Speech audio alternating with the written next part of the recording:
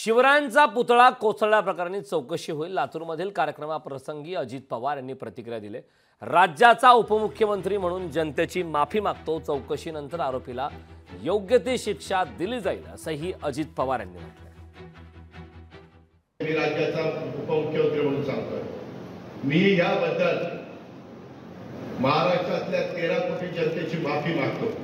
मी युगपुरुष छत्रपती शिवाजी महाराज हे आपल्या सगळ्यांचं दैवत आहे आणि त्या दैवताचा पुतळा त्या पद्धतीने असा वर्षाच्या आत त्या पद्धतीनं ते नादुरुस्त होणं किंवा पडणं हे सगळ्यांना धक्का देणारी बाब आहे।